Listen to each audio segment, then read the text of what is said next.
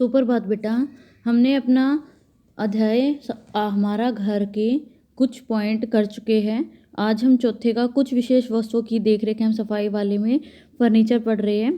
Furniture की देखभाल और सफाई करते समय में किन किन बातों का ध्यान रखना चाहिए। पहला हमने पढ़ लिया है कि फर्नीचर की सफाई प्रतिदिन करनी चाहिए। दूसरा हमारा है फर्नीचर को बहुत समय तक गीला नहीं रखना चाहिए तथा उस पर बहुत गर्म पानी भी नहीं डालना चाहिए, जिससे कि फर्नीचर खराब हो जाते हैं, इसलिए गर्म पानी नहीं डालना चाहिए। तीसरा पॉइंट हमारा फर्नीचर पर बहुत अधिक साबुन या सोडे का प्रयोग नहीं करना चाहिए। याद रखना बेटा इन चीजों का। चौथा हमारा फर्नीचर को अधिक समय तक तेज धूप में भी नहीं रखना चाहिए, उससे भी क्या है वो लकड़ी खराब हो जाती है। पांचवा है फर्नीचर को बहुत सख्त ब्रश से भी रगड़ना नहीं चाहिए, क्योंकि लकड़ी की जो सतह है वो खराब हो जाती है। छठा पॉइंट है फर्नीचर वगैरह कुछ गिर जाता है तो तुरंत साफ कर देना चाहिए, नहीं तो क्या है धब्बे बनने का भी डर रहता है। सातवां फर्नीचर पर समय समय पर पॉलिश करानी चाहिए, जिससे कि दिखने में वे आकर्षित लगे और वे सुरक्षित भी रहेगी अगर हम पॉलिश समय समय पर कराते रहेंगे। जिस दिन बादल साफ हो या आसपास धूप हो उसी दिन पॉलिश करानी चाहिए, जिससे कि वे सूखने में आसानी हो सके। ठीक है बेटा, ऐसे हम लकड़ी की हमें देखभाल करते हैं। अगर लकड़ी के फर्नीचर पर अगर धब्बे पड़ जाते हैं तो उसको हम कैसे दूर करते हैं। नंबर 1, कई बार लकड़ी के फर्नीचर पर गर्म बर्तन रखने से धब्बा पड़ जाता है। इस धब्बे को हम यूकलिप्टस या सफेदा का तेल कई दिन तक लगातार लगाने से धब्बा दूर हो जाता है। दूसरा है अगर कोई रंग रोगन के धब्बे लग जाते, पेंट के धब्बे लग जाते, उसको स्प्रिट द्वारा साफ किया जाता है। ठीक है, फर्नीचर की पॉलिश भी उतर जाती है कई बार और फर्नीचर को पुनः पॉलिश कराना चाहिए। तीसरा हमारा शाही के धब्बे नींबू या नमक या ऑक्जेलिक अम्ल के प्रयोग से भी दूर किए जा सकते हैं। शाही का धब्बा है तो, चिकनाई का धब्बा है तो गर्म सोडे का घोल लगाकर ही उसको मलकर साफ करना चाहिए। पांचवा है रक्त के धब्बे अगर है तो उसको ठंडे पानी से ही साफ कर देना चाहिए, या फिर धब्बे वाले स्थान पर नमक डालकर हल्का हल्का रगड़ने से भी धब्बा दूर हो जाता है। ठीक है बेटा, पहले हमने लकड़ी का पढ़ लिया, अब हम पढ़ेंगे कांच। कांच का प्रयोग मोस्टली हमारे रसोई घर में प्रयोग आने वाले बर्तन है या फूलदार है या खिड़कियां है, दरवाजे के शीशे है, श्रृंगार मेज आदि में प्रयोग किए जाते हैं कांच का। इन कांच की देखभाल हम कैसे करें, किन किन बातों का ध्यान रखिए। पहला है जो बर्तन है सादे डिजाइन के होने चाहिए, जिससे कि आसानी से धुल जाए। दूसरा, कांच के बर्तनों को रसोई के अन्य बर्तनों से अलग होना चाहिए, जिससे ये टूटे ना। स्टील के जो बर्तन है उनसे अलग रखना चाहिए, जल्दबाजी में कभी हम उठाए वो हमारा छूट जाए या टूट जाए। इनको धोते समय बहुत गर्म व उबला हुआ पानी प्रयोग नहीं करना चाहिए, क्योंकि अगर अधिक गर्म पानी होगा तो वो टूटने की संभावना अधिक हो जाती है। चौथा है कुछ बर्तनों को अलमारी में कुछ समय के लिए रखना है तो उनको उल्टा करके अथवा प्रत्येक बर्तन को अलग अलग किसी कागज में लपेट कर ही रखना चाहिए। कांच के बर्तनों को इस बात का ध्यान रखो ना बेटा, ठीक है, घर में भी। फिर कांच के बर्तनों की सफाई हम कैसे करते हैं, सभी बच्चे करते हैं ना, या मम्मी करती है ना हमारी, तो कैसे करती है। प्रयोग करने के पश्चात कांच के बर्तनों को क्या है वो तुरंत साफ कर देती है। सबसे पहले कांच के बर्तनों को साफ करती है, बर्तन में पहले पानी डालकर कुछ समय के लिए रख देती है और दूध वाले बर्तन में ठंडी पानी तथा चिकनाई वाले बर्तनों को गर्म पानी से धोकर साफ रख के आसानी से उसको साइड में रख देती है। करती है ना मम्मी। फिर इन बर्तनों को साबुन या बर्तन साफ करने वाले सोडा का प्रयोग से साफ करती है। बर्तन बहुत अधिक चिकने हैं तो इस घोल में थोड़ा सा सोडा और डाल देती है। इसके लिए हम गुनगुने या साफ पानी में से खंगालती है, झाड़न से पोंछ कर रख देती है। ठीक है बेटा। फिर हमारा बेत। बेत क्या होता है बेटा, बेत एक ताड़ का पेड़ के तने से प्राप्त होता है हमें बेत। ये बेत का क्या होता है, इसमें लचक वाली कुर्सियों का बनाई जाती है बेत से। बेत को साफ करने के लिए प्रतिदिन झाड़न से हम पोंछ सकते हैं, डस्टिंग कर सकते हैं, साफ कपड़े से पोंछ सकते हैं। यदि कुछ मैला हो जाए तो उसको गुनगुने पानी में नमक डालकर भी धो दे। अगर नमक वाले ठंडे पानी से खंगाले, ठीक है, नमक डालकर धो ले, अगर तब भी नहीं हो तो फिर नमक वाले ठंडे पानी में भी हम खंगाल सकते हैं। नमक के प्रयोग से बेत में कड़ापन आ जाता है और यदि कोई धब्बा हो तो वो भी उतर जाता है, इसलिए नमक का उपयोग किया जाता है बेत के लिए। यदि बेत अधिक मैला हो गया तो उसको गुनगुने पानी में साबुन का घोल बनाकर धो सकते हैं, जिससे कि बेत नरम हो जाता है। बेत को कसने के लिए उबला हुए सोडे का पानी कपड़े से लगाए। थोड़ी देर के पश्चात उसको पोंछकर खुली हवा में सुखा दे।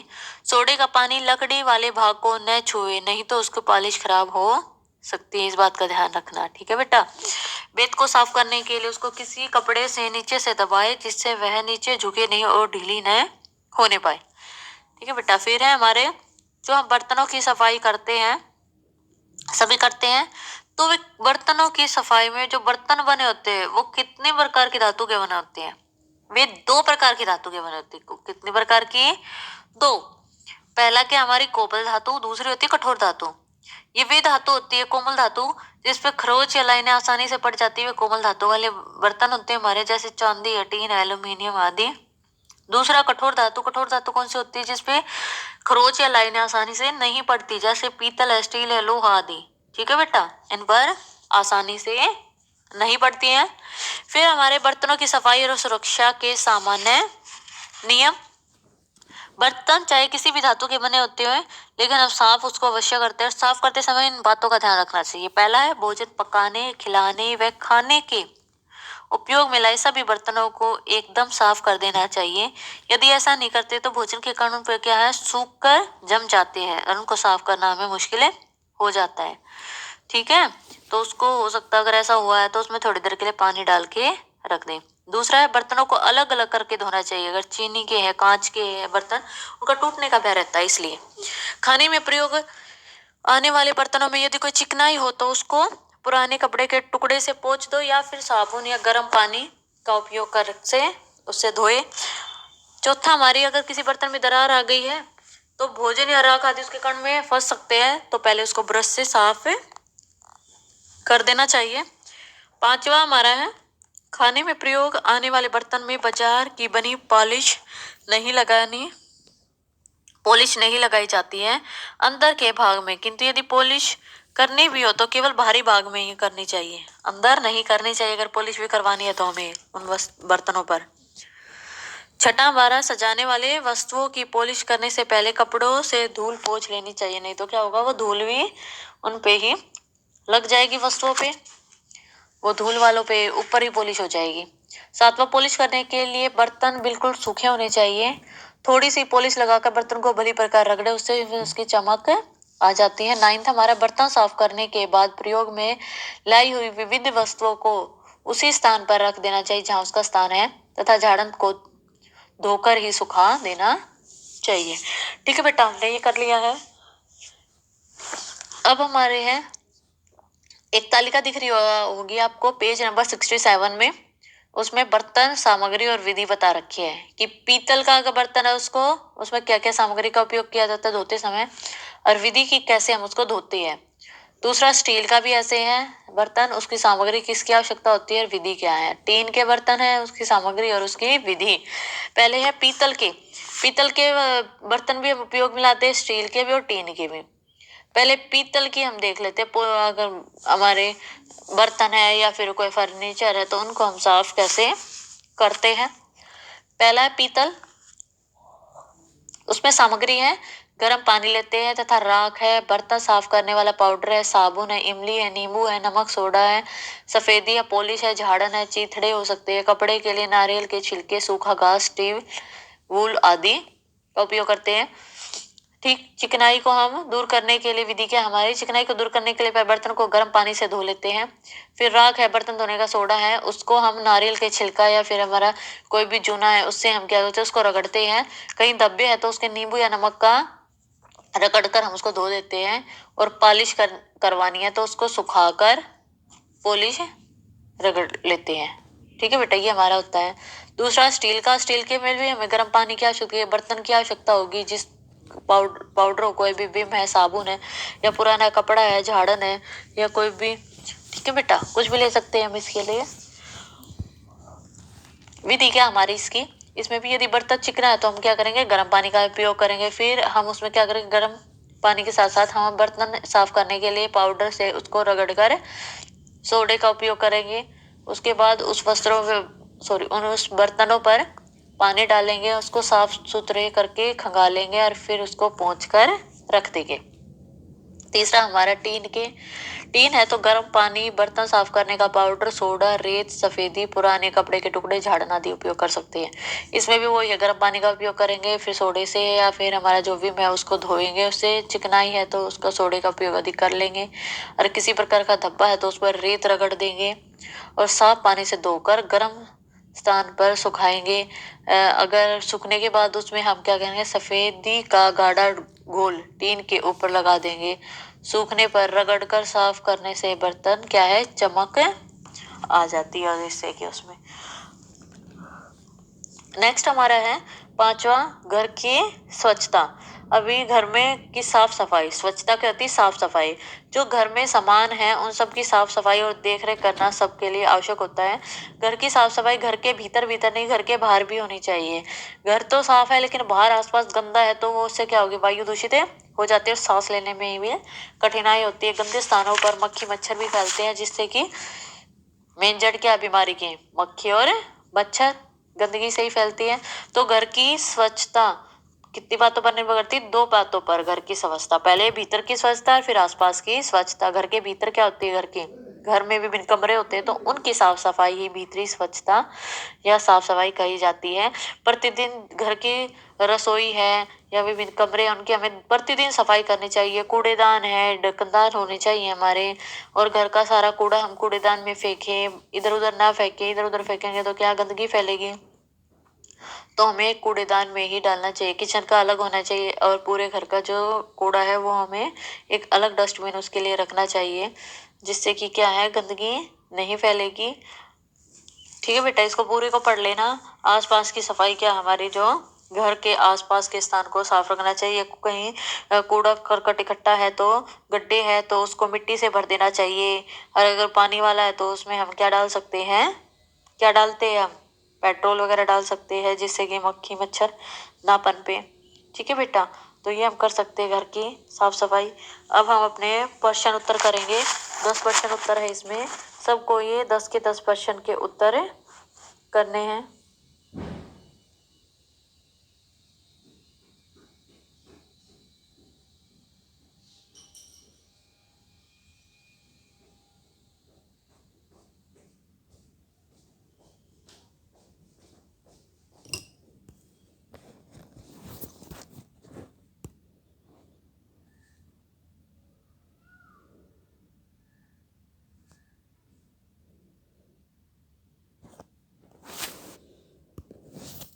अब बेटा हमारे जो प्रश्न उत्तर हैं वे हमें करने हैं।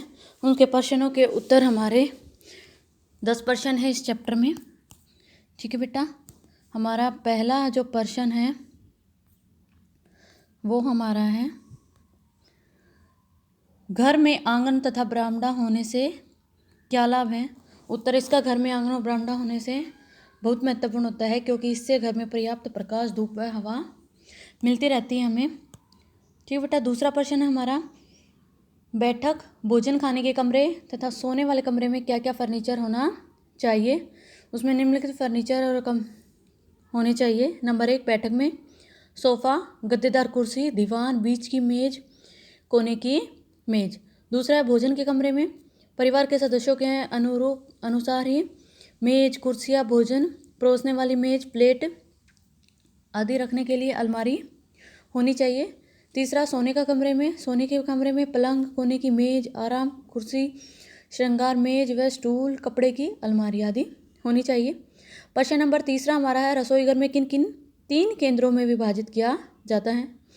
उत्तर हमारा, जो 3 केंद्रों में विभाजित किया जाता है उसमें पहला हमारा भोजन तैयारी का केंद्र, दूसरा है भोजन पकाने तथा परोसने का केंद्र, तीसरा है बर्तनों की धुलाई एवं सफाई का केंद्र।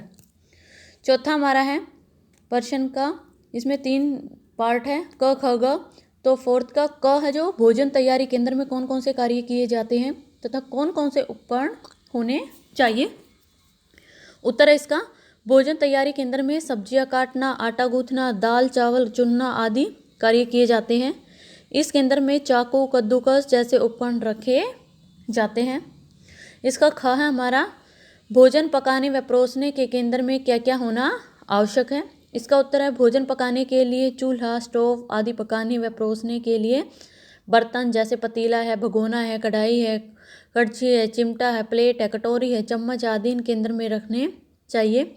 भोजन पकाते समय प्रयोग में आने वाले पदार्थ जैसे घी, तेल, नमक, मिर्च, मसाले, पापड़ आदि भी इसी के अंदर में बनी अलमारी में रखने चाहिए। 4th प्रश्न का हमारा ग जो है उसमें बर्तन की धुलाई व सफाई के अंदर में कौन कौन से कार्य किए जाते हैं। इसका उत्तर है इसके अंदर में निम्नलिखित कार्य किए जाते हैं। 1. पकाने से पूर्व सब्जी, दाल, चावल आदि को धोना। नंबर 2. पकाने से पूर्व बर्तन व उपकरणों को धोना। नंबर 3. भोजन पकाने व पीने के लिए पानी लेना। नंबर 4. भोजन खाने के पश्चात गंदे बर्तनों को धोना। ये हमारे 4 प्रश्न हो गए हैं। 5वां प्रश्न हमारा दैनिक, साप्ताहिक और वार्षिक सफाई से क्या समझते हो। इसका उत्तर है दैनिक सफाई। दैनिक सफाई से अभिप्राय प्रतिदिन की सफाई से है, जैसे वस्तुओं से ऊपरी धूल दूर करना, झाड़ू पोछा लगाना, प्रतिदिन के प्रयोग की वस्तु को निश्चित स्थान पर रखना। ये हमारी क्या है, दैनिक है सफाई। फिर हमारे साप्ताहिक सफाई, यह सफाई भी प्रति सप्ताह जैसे रविवार को अथवा किसी अन्य दिन की जा सकती है। छत के जाले उतारना, गद्दियों के गिलाफ जो होता है उसके कवर बदलना इत्यादि इस सफाई में शामिल है। तीसरा हमारा इसमें था वार्षिक सफाई। यह सफाई वर्ष में एक बार की जाती है, जैसे घर में सफेदी तथा दरवाजे व खिड़कियों पर पेंट या वॉर्निश आदि की जाती है। छठा प्रश्न है तुम अपने घर की दैनिक सफाई किस प्रकार करते हो। ये सभी बच्चों को अपने आप करना है, ठीक है। इसका उत्तर खुद लिखोगे कि आप दिन में दैनिक सफाई कैसे करते हो। 7वां प्रश्न है बर्तनों में काम आने वाली धातु मुख्यतः कितने प्रकार के होते हैं, प्रत्येक के 2 उदाहरण बताओ। उत्तर इसका बर्तनों में काम आने वाली धातु मुख्यतः 2 प्रकार की होती है। पहली कोमल धातु और दूसरी कठोर धातु। कोमल धातु वे धातु होती है जिन पर खरोंच व लाइनें आसानी से पड़ जाती हैं, जैसे चांदी है, टीन है, एल्यूमिनियम है। कठोर धातु पर लाइनें आसानी से नहीं पड़ती, जैसे पीतल है, स्टील है, लोहा आदि। अब 8वें प्रश्न में आ गए हम बेटा, पीतल तथा स्टील के बर्तनों की सफाई कैसे करनी चाहिए। तो इसमें हम एक तालिका बना देंगे। पीतल में सामग्री और विधि हम लिख देंगे। सामग्री इसमें पीतल में गर्म पानी, राख है, बर्तन साफ करने वाला पाउडर है, साबुन है, नीम है, नमक है, रगड़ने के लिए नारियल के छिलके है, सूखा घास है, स्टील है आदि। इसकी विधि क्या है, चिकनाई दूर करने के लिए पहले हम बर्तनों को गर्म पानी से धो लेते हैं, फिर राख या बर्तन साफ करने वाले पाउडर से साबुन को नारियल के छिलके के साथ अच्छी तरह से रगड़ते हैं। और स्टील का फिर हमारा स्टील को कैसे करते हैं, स्टील को गर्म पानी, बर्तन साफ करने का पाउडर, विम साबुन, रगड़ने के लिए पुराना कपड़ा, झाड़न आदि। इसको साफ कैसे करते हैं, विधि यदि बर्तन चिकने हैं तो गर्म पानी में भिगो दे, फिर साबुन या बर्तन साफ करने वाले पाउडर से रगड़ कर धो देते हैं। हमारे 8 प्रश्न कंप्लीट हो गए बेटा। 9वां हमारा है बेत की सफाई करते समय नमक का प्रयोग क्यों किया जाता है। बेत के फर्नीचर की देखभाल कैसे करनी चाहिए। देखभाल लिख देना बेटा, ठीक है, ल लिखना है यहाँ पे। उत्तर है हमारा नमक के प्रयोग से बेत में कड़ापन आ जाता है तथा उसमें यदि कोई धब्बा हो तो वे भी उतर जाते हैं। यदि बेत बहुत अधिक मैला हो तो गुनगुने पानी में साबुन का घोल बनाकर धो सकते हैं, किंतु इससे बेत क्या है, नर्म हो जाता है। बेत को कसने के लिए उस पर उबले हुए सोडे का पानी कपड़े से लगाए। 10वां हमारा प्रश्न है घर को स्वच्छ रखना क्यों आवश्यक है, इसे किस प्रकार स्वच्छ रखा जा सकता है। उत्तर इसका घर के भीतरी और बाहर आसपास के स्थानों के गंदे रहने से वहाँ की वायु क्या है, दूषित हो जाती है। गंदे स्थान पर रहने से मक्खियाँ और मच्छरों से रक्षा करनी भी जरूरी है। घर की स्वच्छता को बनाए रखने के लिए घर के सामान को कभी कभार धूप में लगवा देनी चाहिए। कमरे के फर्श फिनाइल के घोल से साफ करना आवश्यक होता है। बेटा ये हमारे 10 प्रश्न कंप्लीट हो गए। सभी बच्चों को अपने ये काम करना है। धन्यवाद बेटा।